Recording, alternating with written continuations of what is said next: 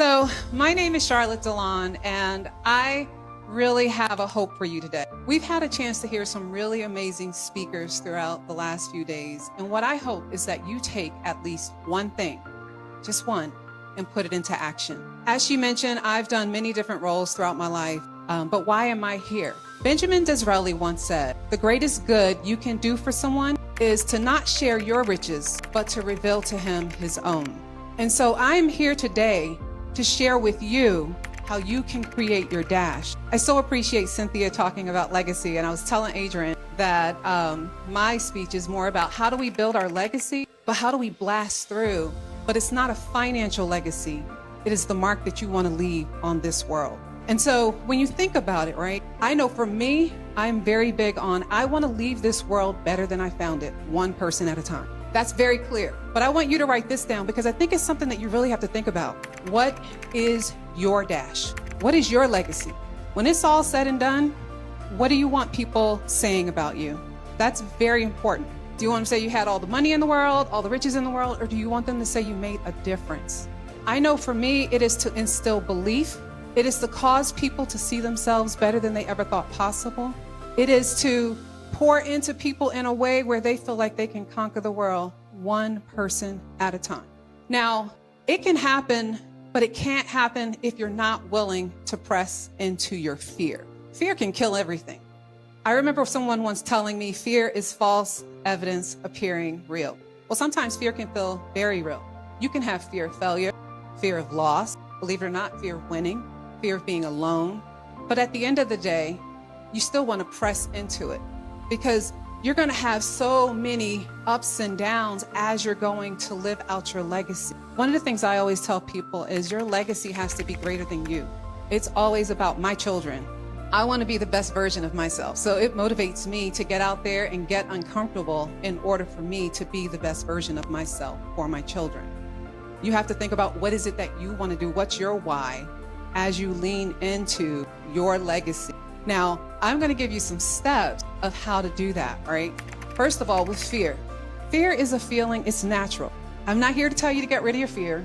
In fact, what I will tell you is just acknowledge it and say, it's here. I have fear. Believe it or not, I have fear of public speaking.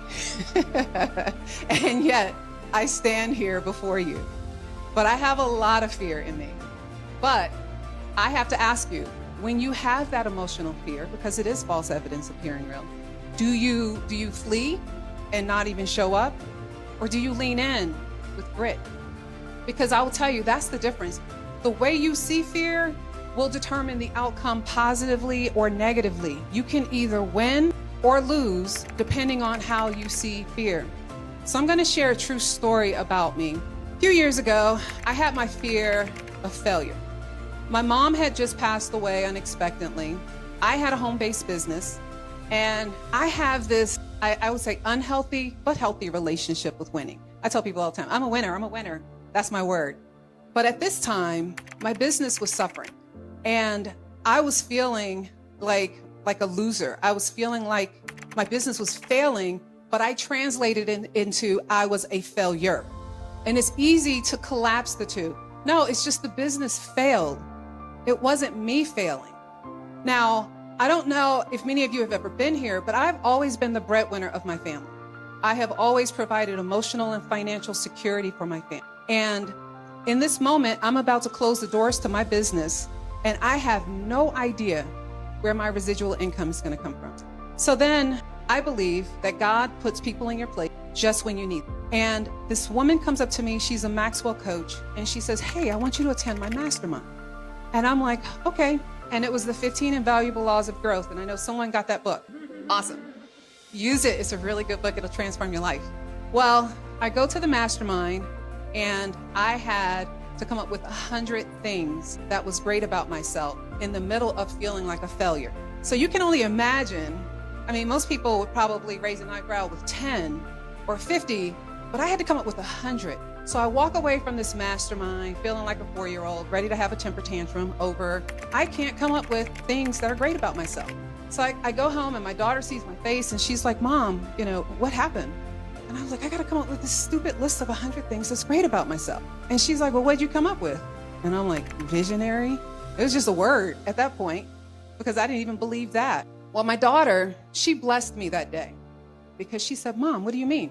You're disciplined. You're resilient. I see you get knocked down, but you never stay there. She's like, you're fun. So now I'm sitting at the table with my daughter, and I got tears rolling down my eyes. And I said, is that how you see me? And she was like, well, yeah, how do you see yourself? And I said, I thought I let you down. I thought you saw failure. And she's like, no, I know you will fix this. You always do. So I will tell you this, when you are in your lowest low, you must surround yourself with people who are going to breathe life into you. You have to. Immediately after that, I was no longer in my slump. I was able to figure out my next step. I was like, all right, where no would have taken me out of the game, it became next opportunity. And I kept it moving. But now I could have allowed my fear of failure to take me out of the game, but I didn't. But thank God my daughter was there to see. I remember calling my sisters, and they were giving me things to add to my list. I had so many people adding. I was the only person that got to 100 in my mastermind.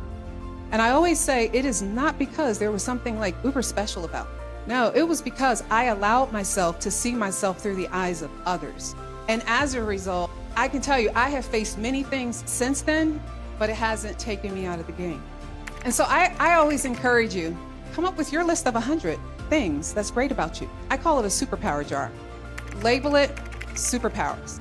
Put it on your kitchen counter, wherever you got to put it. And anytime you're reminded of a superpower, you write it down and you put it in the jar, right? Because I will tell you this, on them days when you're being dragged through the mud, you want to open that superpower jar and you want to review all your superpowers to remind yourself that you're not the failure or fill in the blank of whatever you feel your fear is that can be pretty debilitating to you for you achieving your success. That is really critical. It was one of the most important assignments I've ever had in my life. Since then, I have had a leader where I would tell him, if you allowed me to, if you get out my way and let me do what I do, I promise you'll win, because I'm a winner. That's what I do. And he would try to say, you're not a winner. And I'm like, yes, I am, because I'm not looking for him to validate me. A lot of times when we're in the midst of our fear, the reason why the fear can take us out is because we are not grounded in how awesome we are. It is easy to believe the negative self-talk. One of the things that I had a pleasure of reading a book called The Power of the Subconscious Mind. And one of the things that came out of that book was we spend more time living in the subconscious than the conscious. And so it got me to thinking, because they talk about in the book how, think about when you're on a highway and you're flying down the highway and all of a sudden everyone is slamming on their brakes. How do you think we slam on our brakes too? Well, if we were living in the conscious, it would go like this. Oh my goodness, the traffic has slowed down. I need to pick my foot off the gas and put it on the brake. Well, by the time you do all that, you would have crashed into the person in front of you because your conscious mind is too slow. Now the subconscious goes, brake. Now, the problem is though, we live spending most of our time in the subconscious. So if we're spending all of our time living in our subconscious space, then that means that that's the driver. And the subconscious is wired to protect us from perceived fear and danger. So guess what that means for all of us in this room? That means we're going to miss opportunity after opportunity because we're going to be protecting ourselves from something that's not even true. So I always say, and this is what I tell my children, how about when you have a thought, ask yourself, is this thought hurting or helping me? And if the thought is hurting, create a new thought. Our minds are like our closets. Every now and then we got to go through and purge it out and get stuff out of there and bring new things in. Well, your mind's no different. How do we feed ourselves positive self-affirmation? Because I can tell you, I have been in that space where before my 100 assignments, so whoever got that book, make sure you read it.